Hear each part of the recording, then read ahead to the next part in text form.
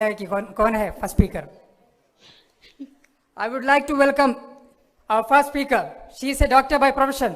वो 37 years से UA में काम कर रहे हैं और पहला 17 years से डीएक्सन से जुड़ा हुआ है और she is having an MBBS degree and MCPS in family medicine and MCPS in gynecology, MSc in assisted reproductive technology from Spain, PG in art from UK, training in embryology from Australia, 42 years of medical practice and 28 years of medical practice in IVF consultant, and she is currently working as IVF specialist in Conceive Clinic, and she has recognized as the Wonder Woman of Pakistan by the government of Pakistan. Ladies and gentlemen, put your hands together and let us welcome Dr. Asma Munir. Auzubillahi minash shaitanir rajeem. Bismillahir rahmanir rahim. Assalamu alaikum warahmatullahi wabarakatuh. Good morning. Good morning. Good morning. That's my family. Thank you very much for such kind words, Ajmal. मैं इस काबिल तो नहीं, अब इस कदर भी ना चाहो कि दम निकल जाए, लेकिन तुम्हारा correction चाहिए. Anyways, Jazakallah, but I think he did the best job. I think this is the first time he is introducing the speakers, so please इसको welcome करो. So we have got now another gem coming. Sebastian ने शेबी को बनाया, शेबी ने अब उसको खड़ा कर दिया, चलती रहेगी. आपको पता है जेम्स की चेन है, तस्बीह बनती है ना, तस्बीह के दाने हैं ये, और तस्बीह का इमाम जो है ना डॉक्टर लिम है. Put your hands together for doctor Lim. और इस दुआ के साथ क्या औज़ुबिल्लाहि मिनश शैतानिर रजीम, रब्बि इश्रह ली सदरी व यस्सिर ली अमरी वहलुल उक़दतम मिन लिसानी यफ़क़हू क़ौली. और अल्लाह करे कि आज जो कुछ हम सीखें, सिखाएं, खुद भी खुश रहें और दूसरों को भी खुश रख सकें. बहुत मुश्किल है खुश होना आज के ज़माने में. सुकून, खुशी, प्यार रहा ही नहीं. सिर्फ 2 + 2 काम करो, उठो, मर जाओ, इसी से निकलना है. तो आज मैंने जो टॉपिक चूज़ किया या मुझे दिया गया, मैं उससे बहुत खुश हूँ. उसकी वजह यह है कि पहले तो नो डीएक्सन, तो नो डीएक्सन तो एनओ डीएक्सन भी हो सकता था. आप समझे? KNO नो तो कनो डीएक्सन है, लेकिन no DXN, no life without no DXN. So you have to know that if you have a decent expectancy of a graceful life, you should KNOW, no DXN. Otherwise no DXN no life. For me specially, अगर आप माने या ना माने, वक्त बता देगा.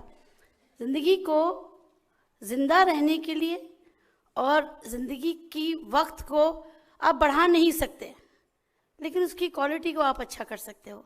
अपने लिए, अपने घर वालों के लिए, अपने रिश्तेदारों के लिए, अपने दोस्तों के लिए, अपने मोहल्ले के लिए, अपनी सोसाइटी के लिए एक मिसाल बन सकते हो. और जब आप में से हर फर्द एक मिसाल बनेगा तो आप सोचिए दुनिया कितनी खूबसूरत होगी. तो उसी के सिलसिले से चलिए अब आगे चलते हैं. बता, वक्त मेरे पास कम है. इन लोगों ने मुझे कहा आधे घंटा, और मैंने फ़ायदा उठाया कि शायद मैं आगे पीछे से खींच लूँगी. Lifestyle based disease and DXN. Lifestyle based, जैसा कि 3 लफ्ज़ नज़र आ रहे हैं, लाइफ, स्टाइल और बेस्ड. लाइफ, मैंने कहा ज़िंदगी, दुनिया में जो भी चीज़ आई है वो अगर ज़िंदा है तो चलेगी, ज़िंदा नहीं है तो ख़त्म हो जाएगी. लेकिन अगर जिस दिन हमने लाइफ को स्टाइल गलत दे दिया तो वो लाइफ अपनी फितरी शक्ल खो बैठती है, यानी अपनी नेचुरल ग्रोथ्स को, अपनी नेचुरल एक्सपोजर्स को खो बैठती है. तो आज की दुनिया में सिर्फ स्टाइल रह गया और लाइफ ख़त्म हो गई. तो इस लाइफ स्टाइल की वजह से जो बीमारियां हमारे अंदर पैदा हो गई, उनको हम कैसे तोड़ सकते हैं, उनसे हम कैसे बच सकते हैं, आज हम इस मौजू पे बात करेंगे. और हमारे इस प्लेटफॉर्म का हमारी उन लाइफस्टाइल की ख़राबियों से किस तरह हम फ़ायदा उठा सकते हैं. तो प्लीज़ इसको ज़रा गौर से सुनिएगा, क्योंकि ये हम सब का लाइफस्टाइल है. हम आजकल इसी में फंसे हुए हैं. हम उठते गलत, सोते गलत, खाते गलत, बोलते गलत, चलते गलत और समझते गलत, समझाते गलत. इसी को ठीक करेंगे तो इंशाल्लाह सब कुछ आसान हो जाएगा. तो लाइफस्टाइल के बारे में अगर हम थोड़ा सा आगे चलें तो वजूहात क्या हैं, अगर प्रॉब्लम्स हैं तो क्या क्या ऐसी बुनियादी मसले हैं जो लाइफस्टाइल पे बेस्ड करते हैं. एक तो ये पहले हम बताऊंगी मैं आपको कि लाइफस्टाइल खुद क्या चीज़ है, क्या डेफिनेशन है, किस तरह उससे बचा जा सकता है, और कौन से ऐसे लाइफस्टाइल हैं जिनसे आप बच नहीं सकते, क्या उसके असरात होते हैं आपके जिस्म के ऊपर, और दूसरे ये आपके सिस्टम्स के ऊपर उसके क्या असरात होते हैं। यानी हर सिस्टम पे आपकी हर हरकत का असर है। आप अगर एक गलत बात सोचते हैं ना, आपका पूरा जिस्म मुतासिर होता है, और जब आपका पूरा जिस्म मुतासिर होता है तो आपका माहौल मुतासिर होता है। आपका माहौल मुतासिर होता है तो आपकी वो जो एक एनवायरनमेंट है, उस सिलसिले से जो गलत प्रोपेगेंडा होता है वो मुतासर होता है, और फिर एक गलत इंसान की शख्सियत ही चेंज हो जाती है। तो चलिए बात करते हैं कि लाइफस्टाइल का मतलब क्या है। कोई भी इंसान या बहुत सारे इंसान उनकी ज़िंदगी के सुलझाव के लिए, उनकी ज़िंदगी में जो भी वो हरकत करते हैं या उनसे जो हरकत होती है, उसके ऊपर उनकी जो सोच है, उनके जो विचार आप जिसको कहते हैं, या जो उनकी समझ है, वो उस हिसाब से अपनी ज़िंदगी को जीते हैं। और जब उस हिसाब से ज़िंदगी को जीते हैं तो उसमें उनके कुछ गलत फैसले भी होते हैं और गलत तरीके ज़िंदगी भी सामने आता है, और यही सब चीज़ें रोज़मर्रा की ज़िंदगी में फिर वो गलतियाँ दोहराते चले जाते हैं। अब हैबिट, जब वो एक गलती को गलती नहीं समझते तो फिर वो आदत बन जाती है, और जब वो आदत बन जाती है तो फिर वो शख्सियत का हिस्सा बन जाती है, और जब वो शख्सियत का हिस्सा बन जाती है तो आप उसे गलत समझते ही नहीं हैं, वो आपका एक आइडेंटिफिकेशन बन जाती है और आपकी बॉडी उसके हिसाब से रिएक्ट करना शुरू कर जाती है। तो इन तमाम चीज़ों को सामने रख के अगर हम देखें कि कौन सी ऐसी वजूहात हैं जिनसे हम बच के अपने इन डैमेजेस को, अपने इन खतरात को अपने सर से हटा सकते हैं, तो दो बड़े बड़े पिलर्स हैं। एक वो जिनसे बचा जा सकता है, एक वो जिनसे हम बच ही नहीं सकते। हम कुछ भी कर लें, हम उनसे पीछे नहीं हट सकते। जिनसे बच सकते हैं उनमें हमारी अपनी हरकत, अपनी मूवमेंट्स, हमारी ग़िज़ा, हमारी बॉडी का वज़न, हमारी बॉडी के रिएक्शन, और हमारा एक्सपोजर या हमारा उठना, बैठना, सोना, ये सब हमारी वो चीज़ें हैं जिनको हम चेंज कर सकते हैं, और इनको चेंज करके हम उन बीमारियों को अवॉइड कर सकते हैं। इसी तरह एडिक्शंस, इंसान जो है ना बुनियादी तौर पर सहल पसंद है। सहल पसंद मीन्स आसानी चाहता है ना, कि अब हमें किसी चीज़ में सहूलत नज़र आती है हम वो काम करते हैं, जहाँ हमें मुशक्क़त नज़र आती है हम उससे पीछे हट जाते हैं। तो जब सहूलत पसंदी की आदत हो जाए तो फिर उससे एक कैस्केड ऑफ चेंजेस बॉडी में आने लगते हैं। हर चीज़ रिमोट कंट्रोल, टीवी बंद करना है तो रिमोट, गेट खोलना है तो रिमोट, हर चीज़ रिमोट, गाड़ी तक आप खोलेंगे तो अब आप रिमोट कंट्रोल। तो मूवमेंट रिस्ट्रिक्ट होती चली गई, और इस रिस्ट्रिक्शन ऑफ मूवमेंट से बॉडी के जो फिज़िकल एक्टिविटी के अच्छे असरात आपके जिस्म पर थे वो आहिस्ता आहिस्ता ख़त्म होते चले गए। पैदल चलने ने साइकिल की जगह ली, साइकिल ने गाड़ी की जगह ली, गाड़ी ने ट्रेन जहाज़ की जगह ली, और अब हम सिर्फ दरवाजे से गाड़ी में बैठते हैं और जहाँ पहुँचना है वहाँ ही उतरते हैं। लोग कोशिश करते हैं कि गेट टू गेट ही गाड़ी, गर्मी हो कोई भी वजह हो, गेट टू गेट ही हमें ट्रांसपोर्ट मिल जाए। क्यों? ये हमारी सहूलत पसंदी है। पसीना नहीं आना चाहिए, हालांकि पसीना आना ज़िंदगी की निशानी है। जिन लोगों को पसीना नहीं आता वो मुस्तकिल बीमार होते हैं। ये बात हमें समझ में नहीं आती। अब आइए उन चीज़ों की तरफ जिनको हम अपने टेंशन्स की निजात का ज़रिया समझते हैं। जब हमारी परेशानियाँ हमारे कंट्रोल से या हमारी बर्दाश्त से बाहर हो जाएं तो हम झूठे सहारे लेते हैं, बजाय इसके कि जिसकी तरफ से वो परेशानी है उससे दुआ करके उसके परेशानी का हल ढूंढा जाए। हम उसको में सरेंडर कर देते हैं, और वो सरेंडर होना एडिक्शन की तरफ ले जाता है। चाहे निकोटीन वाली कोई भी जिन्स, चाहे वो सिगरेट हो, चाहे वो शीशा हो, चाहे वो पैचेस हो, या किसी भी मोहलिक एडिक्शन का शिकार होके अपने आप को थोड़ी देर के लिए दिमाग को सुन कर देते हैं और उस परेशानी से छुटकारा हासिल करने की छोड़ते हैं। और आज हमारी यंगर जनरेशन का सबसे बड़ा अलमिया यही है कि चुपचाप बग़ैर पेरेंट्स को बताए, बग़ैर किसी मशवरे के वो आहिस्ता आहिस्ता इस दलदल में फंसे चले जा रहे हैं। और ये एडिक्शंस अवॉइडेबल हैं, और इन्हीं एडिक्शंस की वजह से जो बाद में मुसीबतें आती हैं अल्कोहलिज्म की या ड्रग एडिक्शंस की जो साइड इफ़ेक्ट्स हैं आप सबको पता है, उसके बारे में मैं नहीं जाऊंगी, तो रोज़ाना अखबार भरे पड़े। अब वो चीज़ें जिनको हम बिल्कुल नहीं टच कर सकते, जिनको हम चेंज कर ही नहीं सकते, वो क्या हम दूसरे माँ बाप ला सकते हैं? नहीं ना। अगर मुझे चॉइस मिले तो मैं तो फिर चूज़ के एक बेहतरीन लड़का, एक बेहतरीन लड़के की शादी करवाऊँ और फिर उसके घर पैदा हो जाऊँ। ऐसा तो नहीं हो सकता, right? Physically fit, mentally fit, super scholar अम्मा जो हो, ब्यूटीफुल तरीन पावर लेडी हो, और उन दोनों की शादी कर जाए, बाद में फिर मैं कहूँ अब तो मैं इस घर में पैदा होंगी। ऐसा तो नहीं हो सकता। तो you can not change that. Age, 1 second में आप 1 सेकंड ओल्ड हो जाते हो। जब पैदा हुए तो आपको कहा गया जी this baby is 1 hour old, जिस दिन पैदा हुए आप ओल्ड हो गए। तो कभी आपने कहा कि सलीम इज 16 ईयर यंग? नहीं, मैं कहती हूँ अस्मा इज 16 ईयर यंग, बट मैं सलीम को 16 ईयर ओल्ड ही लिखूंगी, अंग्रेजी में यही लिखा जाता है, सही। तो जिस दिन आप पैदा हुए उसी दिन आप बूढ़े होना शुरू हो गए। Age can not be reverse but the effect of age can be neutralise. This is what I want to stress on with this topic. Gender, लोगों ने फरमाइशी तौर पे आज जेंडर चेंज करा रहे हैं लोग, आप देख रहे हैं अखबारात भरे हुए हैं, और इसको फिर भी दुनिया जितना भी कुछ कर ले, ट्रांसजेंडर हो या मेल फीमेल हो, वो अपने आप में एक हकीकत है, उसको आप नहीं चेंज कर सकते। इसी तरह हेरिडिटी, मौरूसियत, आज की दुनिया ये कहती है कि जो भी आपको अभी हो रहा है ना, उसका कहीं ना कहीं भूखा शेर आपको दिया गया था आपकी जीन्स में, और उस भूखे शेर की चेन खुलेगी उस वक्त जब आपका हाथ किसी गलत अंदाज से जाएगा और वो भूखा शेर बाहर आ जाएगा। ये वो जेनेटिक कंट्रोल है जिसको आप कुछ नहीं कर सकते। अगर आपकी फैमिली में डायबिटीज़ है तो आज नहीं तो कल, अगर आपने अपना लाइफस्टाइल नहीं चेंज किया तो आप 40 साल के बाद किसी वक्त भी डायबिटीज़ का शिकार हो सकते हैं। तो are we ready for it? Are we ready for diabetes? My God! तो हमें उस भूखे शेर की चेन को सख्त करना होगा ना, उस चेन को DXN की चेन से चेंज करना होगा। This is what I have got to tell you in future slides, कि अगर हम जीन्स को नहीं चेंज कर सकते, हम माँ बाप नहीं बदल सकते, हम माहौल नहीं बदल सकते, हम मौरूसियत नहीं बदल सकते, लेकिन एक्सिक्यूशन ऑफ कमांड को बदल सकते हैं, एक्सिक्यूशन ऑफ इफेक्ट को चेंज कर सकते हैं। उसके ऊपर बात करेंगे।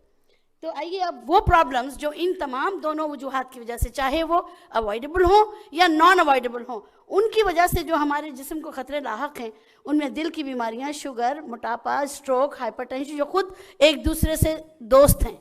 अगर ब्लड प्रेशर है तो यकीनन स्ट्रोक उसका दोस्त है, अगर डायबिटीज़ है तो ब्लड प्रेशर उसकी कज़न है। इसी तरह एक दूसरे के साथ ये हाथ मिला के बर्बादी के लिए जिम्मेदार हैं। और इन्हीं वजूहात की बुना पर बहुत सारी फेफड़ों की बीमारियां जो कि क्रॉनिक स्टेज में डेवलप हो जाती हैं और इसी पूरे हमारी सांस के निज़ाम को ख़राब कर सकती हैं। हमारी हड्डियों का भुरभुरापन और कैंसर जैसी मूजी चीज़, जिसमें हमारे तमाम वो सेल्स जो नॉर्मल थे वो अपना रास्ता बदल लेते हैं और कैंसर सेल में चेंज हो जाते हैं। ये कहीं बाहर से नहीं आता, कोई इम्पोर्टेड मिसाइल नहीं है, ये आपके अपने घर का टेररिस्ट है जो आपको बर्बाद करने के लिए खड़ा हो जाता है, सिर्फ इसलिए कि हमारे अंदर वो चेंजेस हम खुद लेके आते हैं। और फिर जब कुछ नहीं बन पड़ता तो दिमाग ही साथ छोड़ देता है, और फिर मेंटल डिप्रेशन, नर्वसनेस, एंग्जाइटी के वो एक बड़ा कैस्केड, जिसके लिए अब स्पेशलिस्ट पे स्पेशलिस्ट की सब स्पेशलिटी आ रही हैं। यहाँ तक कि ऑटिज्म के लिए भी अब स्पेशलिस्ट अलग हो गए हैं, यानी एक छोटी छोटी बीमारियों के लिए भी सुपर स्पेशलिस्ट की एक तख्ती लग जाती है। लेकिन इंसान वहीं खड़ा है, इंसान के खर्चे बढ़ रहे हैं, बीमारी बढ़ रही है, लेकिन there is no U turn back to normal life. तो उसके लिए आप बात करेंगे। हार्ट डिजीज़, इसके बारे में तो मैं क्या कहूँ, हम में से हर एक के घर में कम से कम एक हार्ट पेशेंट तो है ही है। एम आई राइट और एम आई करेक्ट? हाँ, tricky, see I fooled you. Am I right और एम आई करेक्ट? बोथ। तो कोई ना कोई हमारे घर में या तो हार्ट का पेशेंट बनने जा रहे हैं, या हार्ट का पेशेंट बन के जा चुका है, या हार्ट का पेशेंट है, और उसकी वजूहात के ऊपर हम में से कोई भी तवज्जो नहीं देता जब तक कि हमारे सर पे बम नहीं फूटता एंजाइना का।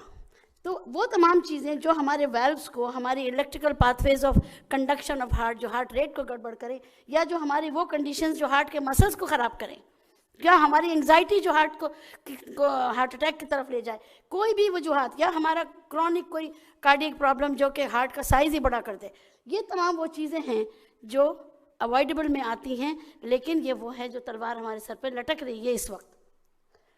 डायबिटीज़, लोग कहते हैं मीठा होना बहुत अच्छा है, आदमी मीठा है तो बहुत अच्छा है, लेकिन ज़रूरत से ज़्यादा मीठा तो फिर जहर है।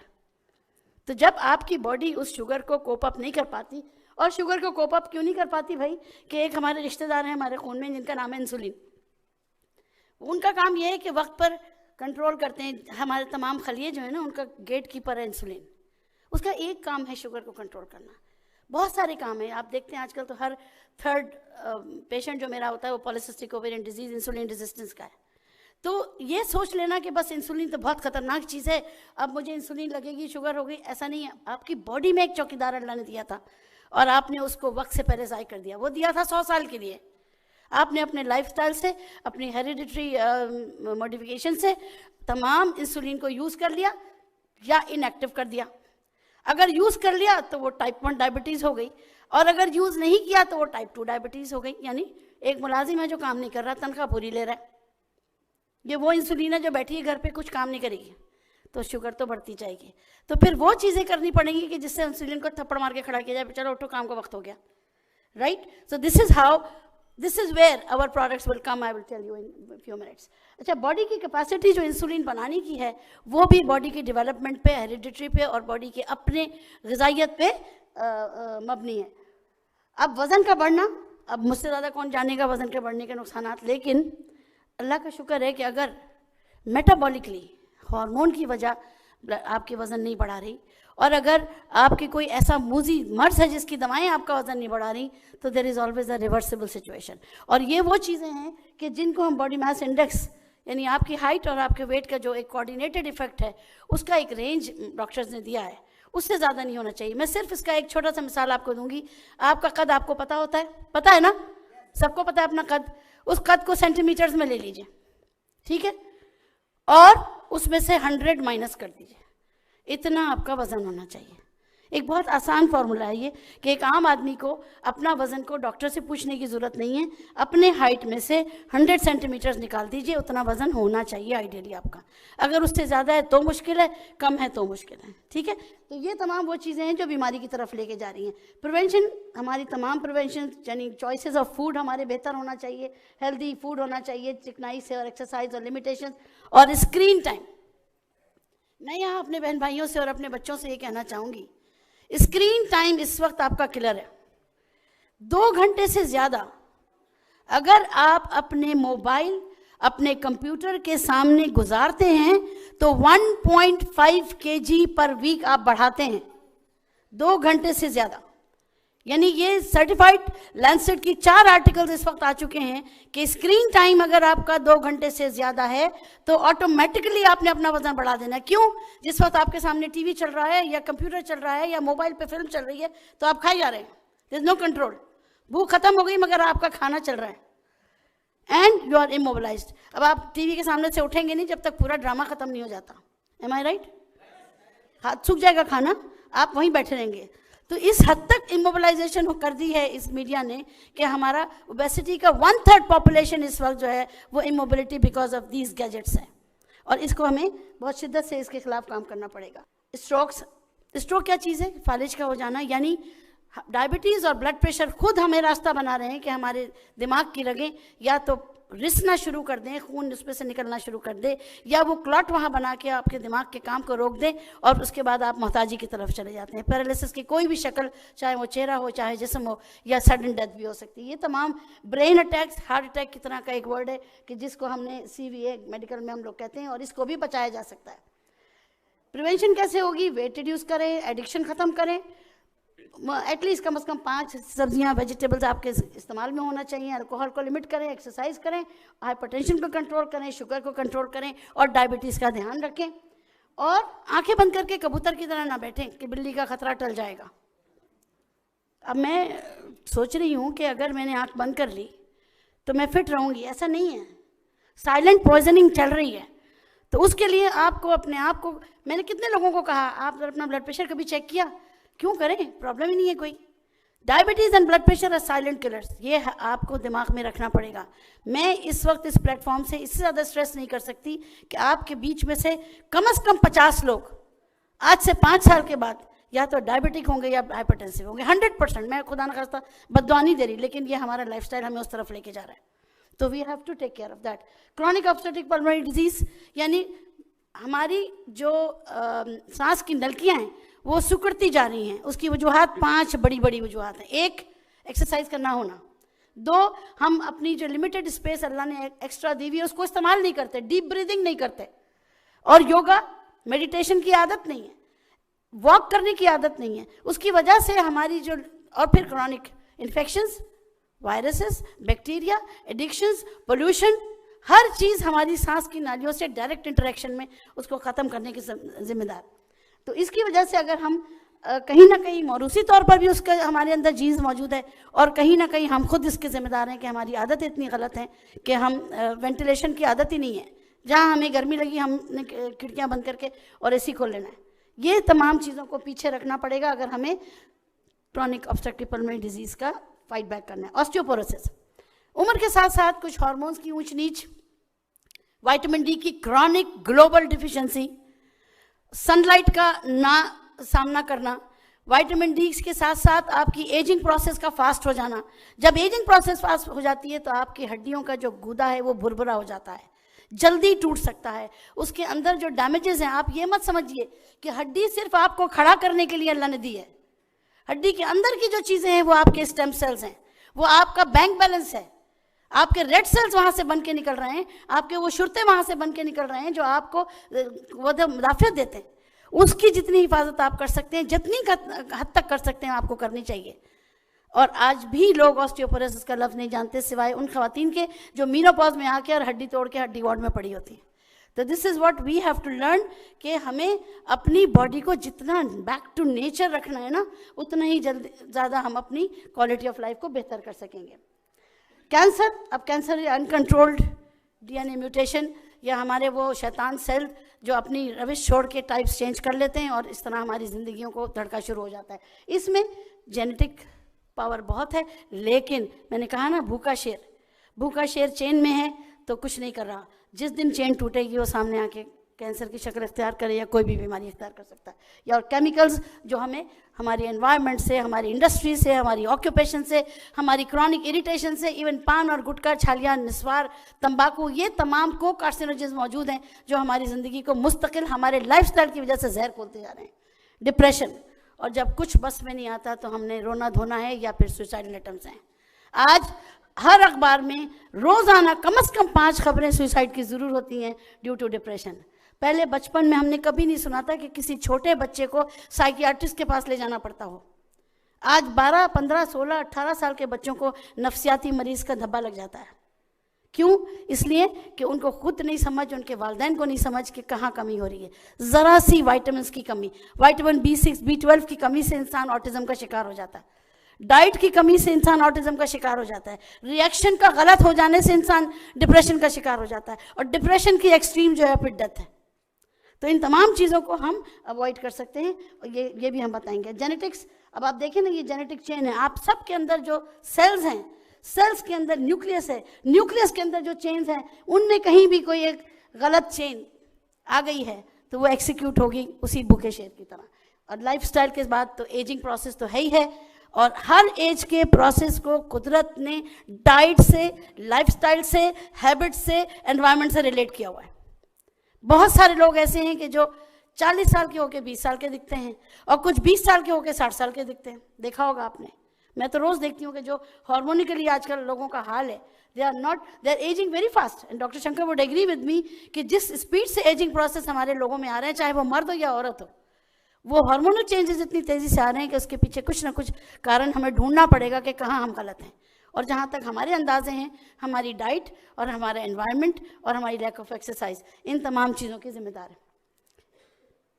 एनवायरनमेंट के बारे में तो मैं 15-20 दिन यहीं खड़ी रहूँ तो भी कम है। आपको सबको पता है ये क्या है।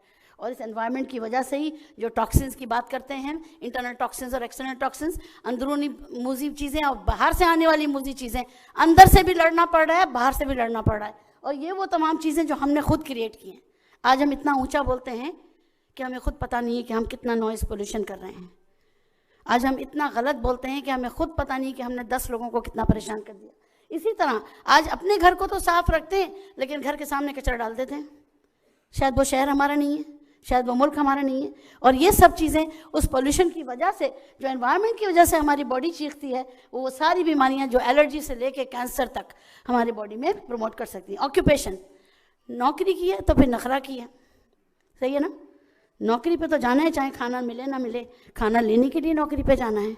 उसके लिए हम सुबह चाहे भूखे पेट चले जाएं, उसके लिए हमें परवाह नहीं है। लेकिन उन ऑक्यूपेशनल हैजार्ड्स को हम क्या करेंगे जहां हम काम कर रहे हैं, वो हमारे लिए जानलेवा हैं। रेडियोलॉजी डिपार्टमेंट में काम करने वाला मुस्तकिल एक्सरे का शिकार है। केमिकल इंडस्ट्री में काम करने वाला मुस्तकिल केमिकल्स अपनी सांस में और अपनी स्किन में ले रहा है। तो क्या हमारे पास कोई ऐसी डिफेंस है कि जिससे हम काम करते हुए भी हम काम भी नहीं छोड़ सकते। अब डॉक्टर आपसे कह रहा है कि आपको डस्ट एलर्जी, आप यूएई छोड़ दें, छोड़ेंगे आप? नहीं, क्योंकि आपके पीछे जिम्मेदारियां हैं। आप कोशिश करके एंटी एलर्जिक ले लोगे लेकिन जगह नहीं छोड़ोगे। तो एंटी एलर्जिक अगर लेना है तो फिर क्या लेना है ये भी बताती हूँ। तो साइड इफेक्ट्स, अब जब सब चीज़ों की बात आती है तो फिर एक पुरसुकून नींद की बात आती है। अगर नींद ठीक नहीं है तो पूरी बॉडी चीखेगी, कभी ना कभी आप मुस्तकिल बीमार हो जाएंगे। नींद आना और नींद का इनकम्प्लीट होना दोनों बीमारियां हैं, और इनएडिक्वेट स्लीप होना ये भी बीमारी का बहुत बड़ा हिस्सा है। और आप अगर समझ रहे हैं कि जी बहुत सूरमा है कि मैं तो 8 घंटे सो गया, 10 घंटे सो गया, ये भी गलत है, ये भी बीमारी की निशानी है। कम सोना भी गलत है, ज़्यादा सोना भी गलत है। तो इन तमाम चीज़ों के पीछे जो रीजंस हैं मेडिकल, उन्होंने कहीं ना कहीं हमारी जड़ जो जा रही है वो हमारी लाइफस्टाइल पे जा रही है, और कुछ ना कुछ हमारी एडिक्शंस के ऊपर। लोग सो ही नहीं सकते दवाएं खा के बगैर, हर चीज़ मौजूद है लेकिन सुकून नहीं है, एडिक्शंस का सहारा लेना पड़ता है। और ये वो तमाम हेल्थ इश्यूज़ हैं जो कहीं ना कहीं हमारी पूरी बॉडी को मुतासर करते हैं। अब खाल जैसे कि हमारे सेकंड बेस्ट ऑर्गन है, डिफेंस के लिए सबसे बड़ी चीज़ जो है वो हमारी सिस्टम्स की अपनी डिफेंस है। और सिस्टम के डिफेंस के लिए उसको जो कवर अल्लाह ने दिया, उसको स्किन का नाम दिया। तमाम सिस्टम्स जो भी हमारे लाइफस्टाइल हैं वो हमारी स्किन को इफेक्ट करते हैं, जो भी हमारे लाइफस्टाइल है वो हमारे सिस्टम्स को इफेक्ट करते हैं। कार्डियोवैस्कुलर एक्टिविटी, जैसे बार बार मैं बात करती हूँ कि इनएक्टिविटी, अगर इनएक्टिविटी है तो फिर ससेप्टेबिलिटी है हार्ट डिजीज़ की, इनएक्टिविटी है तो मसल्स की वीकनेस की बात है, अगर इनएक्टिविटी है तो फिर हमें सांस की नालियों में तकलीफ है, अगर इनएक्टिविटी है तो खाना हजम नहीं होगा, और जब खाना हजम नहीं होगा और खाना गलत भी होगा तो डिफेंस कहाँ से आएगी? जब हमारे पास पुलिस का नाकारा है, करप्ट हो जाए पुलिस, तो वहाँ का लॉ चलता है? नहीं चलता ना। अगर मेरे पास कानून है, किताब के अंदर है और इम्प्लीमेंट नहीं हुआ तो फ़ायदा नहीं है इस कानून का। अगर मेरे पास डाइजेस्टिव सिस्टम है लेकिन मेरी दवा, मेरी ग़िज़ा मेरे सिस्टम में नहीं जा रही है तो ऐसे डाइजेस्टिव सिस्टम का कोई फ़ायदा नहीं। उसकी तरफ अगर काम सही करना है तो एक्सरसाइज, वक्त पे खाना, सही मिलाप, कितना खाना है कार्बोहाइड्रेट, कितना खाना है हमें विटामिन्स, कितनी हमें प्रोटीन्स और कितना, ये हम सबको नहीं पता होता। लेकिन हमें वो तो याद है हदीस के 3 हिस्से कर लो, एक हिस्सा खाना, एक हिस्सा पानी और एक हिस्सा खाली छोड़ दो ताकि वो मैदा कुछ काम कर सके। सिर्फ इसी फॉर्मूले पर भी अगर अमल कर लें तो आपका मैदा पुरसुकून रहता है। आसाबी निज़ाम, जितने भी हमारे केबल्स हैं, अगर इसको हमने लाइफस्टाइल से हम देखें तो जो जैसा मैंने भी आपसे कहा कि सोशल मीडिया कंटिन्यूअस स्ट्रेस हमारे आसाब पे, और जब ये आसाब ही काम नहीं करते तो क्या मैदा, क्या दिमाग, क्या आंखें, क्या कान, क्या स्किन, सब ही टूट फूट का शिकार हो जाते हैं। और उसके लिए हमारे पास सिर्फ एक ही रास्ता है और वो है कि प्रिवेंशन करना है इन तमाम चीज़ों के लिए। और प्रिवेंशन कैसे करना है? 5-6 तरीक़ों से। लाइफस्टाइल चेंज करना है, डाइट चेंज करना है, आदतों को बदलना है, नींद को सही करना है, एक्सरसाइज करना है और डीएक्सन को लाना है। अगर decent, excellent, long life, presentable life रखनी है तो प्रोडक्ट्स को आपको प्रोडक्ट ऑफ द प्रोडक्ट बनना पड़ेगा, मिसाल बनना पड़ेगा, क्योंकि दुनिया ऐसे नहीं मानेगी। आपको जब वो कोई दवा खाता हुआ ना देखे, 80 साल की उम्र में चश्मा लगाता हुआ ना देखे, डेंटिस्ट के पास जाता हुआ ना देखे, ईसीजी निकालता हुआ ना देखे, तब मानेंगे कि हाँ ये डीएक्सन का ये कुछ ना कुछ काम उसके ऊपर हो रहा है, राइट? तो be a product of the product. और ये मार्केट के बारे में मैं बात नहीं करूँगी, सर मौजूद हैं, लेकिन जो हमारे 5-6 बड़े बड़े पिलर्स हैं उनको जल्दी जल्दी बताऊँगी। रिवीजन है आप लोगों का, टेस्ट लेना चाहती थी लेकिन माफ़ करती हूँ आज जल्दी बात करनी क्योंकि मुझे पहले खड़ा कर दिया और मेरे उस्ताद जी सब मौजूद हैं यहाँ। तो सुपर फूड का इस्तेमाल करना पड़ेगा। सुपर फूड क्या है भाई? गैनोडर्मा ल्यूसिडम, आपको पता है, ज़्यादा नए लोगों को सिर्फ बता दूं कि हज़ारों साल पुरानी खुम्बी को कुदरत ने आपको वैक्सीन के बना के दिया, एक ऐसी चीज़ बना के दी जिसने न सिर्फ सूजन ख़त्म की, कैंसर के खिलाफ काम किया, दिल के लिए टॉनिक हो गया। अब वो बातें याद रखिए जो मैंने पहले बताई हैं आपको कि लाइफस्टाइल से क्या क्या हो रहा है, उन सब चीज़ों का हल आपके पास एक ही प्रोडक्ट में बहुत सारा मिल जाएगा। तमाम वो प्रॉब्लम्स जो पिछले स्लाइड्स में मैंने बताए वो सब के सब एड्रेस होते हैं इन एक्टिविटीज़ में जो गैनोडर्मा के अंदर मौजूद है, जो कि मैं सिर्फ एक प्रोडक्ट की बात कर रही हूँ। अभी और प्रोडक्ट्स हैं जो और भी इसको खूबसूरती से डिस्प्ले कर सकते हैं। 1977 के बाद तो फिर कैंसर की स्टडीज़ में जो तब्दीली आई, जो गैनोडर्मा ने जो चेंज लेके आया, वो ये कि कैंसर को बढ़ने से रोकना, कैंसर की दवाओं के साइड इफेक्ट को रोकना और कैंसर को खात्मा करना, ये तीनों अलग अलग काम थे जो गैनोडर्मा ने किए। और उसके साथ साथ एंटी एलर्जिक होना। मैंने आपसे कहा आप जॉब चेंज नहीं करना है डस्ट एलर्जी से, आपको गैनोडर्मा खाना है। आपको अगर कोई पोल्यूशन में बैठ के काम कर रहे हैं, आपको पोल्यूशन से डरना नहीं है, आपको मोरेंजी और कॉर्डिसेप्स और ऋषि के सहारे से आप उस पोल्यूशन से लड़ सकते हैं, ठीक है। इम्यून सिस्टम को अगर आप एनहांस कर दोगे तो आप किसी भी बीमारी से लड़ जाओगे और किसी भी एजिंग इफेक्ट से लड़ जाओगे। ये आपके लिए दावा नहीं है, ये अल्लाह ताला की दी हुई नेमत। फिर वो इसको कहते हैं ना रूहानियत की इब्तदा है। देखिए जिस्म, अकेला जिस्म, अगर उसके अंदर हिस्स नहीं है ना, पैरालाइज्ड इंसान भी पड़ा हुआ है वेंटिलेटर पे, जिंदा है, लेकिन अगर वो बोल नहीं सकता, खा नहीं सकता, हंस नहीं सकता, उसके अंदर रूह वो नहीं है जो एक इंसान को अपने माहौल में रिएक्ट करना सिखाती है, वो इंसान नॉर्मल है ना। अब अगर एक 70 साल का आदमी 5 साल के बच्चे की तरह काम करेगा तो आप बोलोगे कि अब नॉर्मल है ना, ये अल्जाइमर्स हो गया। लेकिन अगर एक नॉर्मल आदमी हंसता बोलता अपनी एज के हिसाब से, अपनी एज से बेहतर तौर पे करता है, तो वहाँ वो क्रेडिट जाता है उसको, वहाँ क्रेडिट जाता है उसके लाइफस्टाइल का और उसकी ग़िज़ा का और उसके एक्सरसाइज का। तो ये तमाम चीज़ें हैं जो आपको गैनोडर्मा में मिल जाती हैं, ऑर्गन फंक्शंस के लिए भी, नफ्सियाती रूहानी दवा को ख़त्म करने के लिए, शुगर कंट्रोल करने के लिए, ब्रेन के टॉनिक के लिए, किडनी टॉनिक के लिए। क्या चाहिए आपको और? Buy 1 get 412 free. आज हम बाय 1 गेट 1 फ्री में भागते हैं, तो बाय 1 412 फ्री आपको मिल रहे हैं। ये इंग्रेडिएंट्स जो आपके सेल्स के जर्रे जर्रे की जिम्मेदारी लेते हैं और इस खूबसूरती से लेते हैं कि आपकी शख्सियत 6 महीने में बदल जाती है। 6 महीने में आपकी शख्सियत बदल जाती है, एहसास की बुनियाद पर, सेहत की बुनियाद पर और ड्रग डिपेंडेंसी की बुनियाद पर। यानी जो लोग ड्रग पे डिपेंडेंट थे उनकी डिपेंडेंसी भी खत्म हो जाती है इन चीज़ों के इस्तेमाल से। डॉक्टर खुद ही आपकी दवाएं बंद कर देते हैं, अल्हम्दुलिल्लाह। तो इसका तरीका क्या था? लोगों ने कहा भाई डीएक्सन क्लिनिक तो नहीं है ना। हर रोज़ मुझे जब फ़ोन आता है कि फ़लाँ बीमारी में क्या दिया जाए, तो फिर मुझे डॉक्टर लिम का ये जुमला याद आता है कि भाई अल्लाह के वास्ते बॉडी को काम करने दो, body is your best doctor. Ganoderma उस डॉक्टर को खड़ा कर रहा है जो बॉडी के अंदर है। आपको बाहर वाले डॉक्टर की ज़रूरत नहीं है, क्योंकि बॉडी को डिजीज़ेस के खिलाफ लड़ने के लिए गैनोडर्मा आपको तैयार करता है। This is one of the best thing that you should understand. आइए फिर, जो चीज़ जिस सबस्ट्रेट पे हमें काम करना है, जिस बॉडी पे गैनोडर्मा ने काम करना है, वो किस सीमेंट की बनी हुई है? उस गारे और मिट्टी को प्रोटीन्स कहते हैं। और उस प्रोटीन की जो बेहतरीन शक्ल अल्लाह ने दी उसको स्पायरुलिना कहते हैं। और स्पायरुलिना की बेहतरीन शक्ल आपको चाहिए तो डीएक्सन के प्लेटफॉर्म पे आपको बेहतरीन स्पायरुलिना मिलती है। इसके अंदर vitamin, essential amino acid, chlorophyll, haemoglobin का हीम और ग्लोबिन दोनों इसके अंदर शामिल है। वाइटामिन, एसेंशियल अमाइनो एसिड जो माँ के दूध से ममासलत रखते हैं वो इसके अंदर शामिल हैं। दुनिया में माँ के दूध का बदल कोई नहीं, लेकिन माँ के दूध के बराबर ला के अल्लाह ने अगर खड़ा किया तो स्पायरुलिना को खड़ा किया। इसीलिए 1 दिन के बच्चे को भी आप स्पायरुलिना दे सकते हैं। क्या क्या है ये मैं इसमें नहीं जाऊँगी, आप सब जानते हैं कि मैक्सिमम प्रोटीन्स हैं, थोड़ा सा फैट है, थोड़ा कार्बोहाइड्रेट और बाकी वाइटामिन हैं। और एनर्जी के साथ साथ overall performance, overall activity, anti ageing, सारी चीज़ों में सबसे प्यारी बात एंटी वायरल।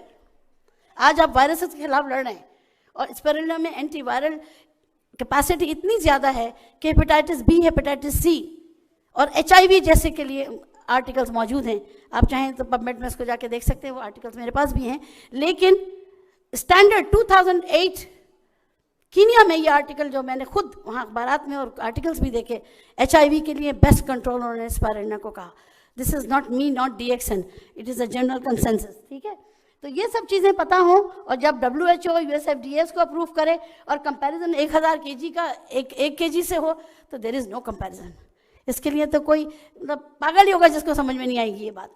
तो इसको जहन में रखिए और इस स्लाइड को कभी ना भूलिए, इसको चिपका लीजिए, दिमाग में चिपका लीजिए इस स्लाइड को। जिस दिन ये दिमाग में आपके चिपक गई, आप 5 लोगों से बात करेंगे, 4 लोग ज़रूर स्पायरुलिना लेंगे अगर आपको ये प्रोडक्ट का पता हो।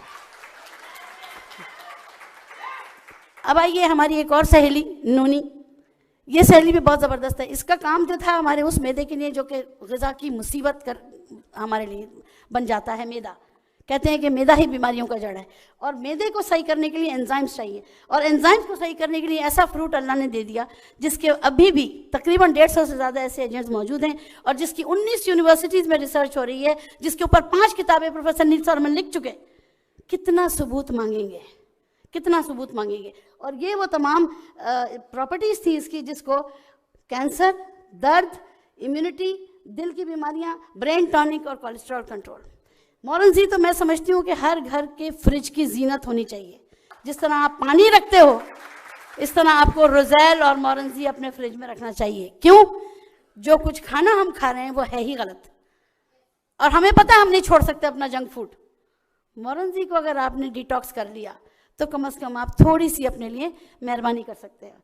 तो सुपर फूड के तौर पे आ जाता है डाइजेस्टिव। और अच्छा मज़े की बात है कि सिर्फ आंतों के ऊपर इसका काम नहीं है, असाब से लेके और जॉइंट्स तक, स्किन से लेके और लंग्स तक, किडनी से लेके हार्ट तक, हर सेल के ऊपर इसकी वही खूबसूरत हरकतें हैं कि जो आपको बैक टू नॉर्मल कर सकती हैं, बैक टू यंग एज कर सकती हैं। और इसके लिए क्रॉनिक इन्फेक्शंस जैसे रेस्पिरेटरी इन्फेक्शंस, नज़ला ज़ुकाम खांसी किसी का जा ही नहीं रहा, आप ऐड कर दें अपनी ज़िंदगी में मोरेंजी को। कॉर्डिसेप्स, मोरेंजी और रिशी और स्पाइरुलिना की कॉम्बिनेशन से कोई वायरस उस जगह टिक नहीं सकता, कोई बैक्टीरिया उस जगह टिक नहीं सकता, क्योंकि ये सारी प्रॉपर्टीज़, ये चारों चीज़ें बहुत अच्छी तरह डील करते हैं। एक और हमारा दोस्त कॉर्डिसेप्स जिसको हम एलिक्सर ऑफ लाइफ कहते हैं। अब देखिए, याद रखिए कि ये वो तमाम प्रोडक्ट्स हैं जो उन लाइफस्टाइल प्रॉब्लम्स के लिए मैंने डिस्कस किए हैं, जो पहले मैंने आपको घेरे में बता दिए कि ये खतरे हैं भाई, यहाँ आप अवॉइड कर सकते हो, यहाँ नहीं अवॉइड कर सकते। जहाँ आप अवॉइड कर सकते हो और वो भी, जहाँ आप नहीं अवॉइड कर सकते हो वो भी, वहाँ पर ये तमाम प्रोडक्ट्स, खास तौर पे कॉर्डिसेप्स आपकी जीन म्यूटेशन पे काम करता है, जहाँ पे जेनेटिक कंट्रोल आपका ख़त्म हो जाता है। यानी न्यूक्लियस में जो आपकी जीन्स आ रही हैं उनको काम करने से रोक सकता है कॉर्डिसेप्स, क्योंकि ये डीएनए रिपेयर करता है। This is the only product which works on the nucleus. तो इसलिए खुदा के वास्ते अपने प्रोडक्ट्स को समझिए, उसकी इज्जत कीजिए और फिर अपने आप से भी प्यार कीजिए। आप अपने आप से प्यार करेंगे तो फिर इन चीज़ों को इस्तेमाल करेंगे। और कॉर्डिसेप्स की भी वो तमाम 5 बातें जो मैं हर एक से कहती हूँ कि डीएक्सन ने इस प्लेटफॉर्म में, डॉक्टर लिम ने जिन 5 कॉमन फैक्टर्स की वजह से इन सबको एक छतरी में रखा, immunity, anti ageing, antioxidants, anti cancerous और पावर इंजन्स, ये तमाम वो चीज़ें थी कि जो इन सब में कॉमन है। आपको कोई साइंटिफिक डेटा नहीं चाहिए, आपको सिर्फ ये पॉइंट पता हो, आप किसी से भी भिड़ सकते हैं, किसी को भी चैलेंज कर सकते हैं कि आइए और इसका चैलेंजिंग डेटा देख लीजिए। इम्प्रूवमेंट, अच्छा सबसे बड़ी बात, जो वाइटल ऑर्गन्स हैं ना हमारे, दिल, दिमाग, गुर्दे और जिगर और स्किन, ये अगर जब डैमेज होना शुरू होते हैं तो कभी कभी इरिवर्सिबल हो जाते हैं, वापस नॉर्मल नहीं हो सकते, खासतौर पर किडनी। और अगर किडनी डैमेज हो जाए और डायलिसिस पे पेशेंट चला जाए तो कितनी मुश्किल होती है, कोई भी ग़िज़ा, कोई भी दवा उसको नहीं दी जा सकती।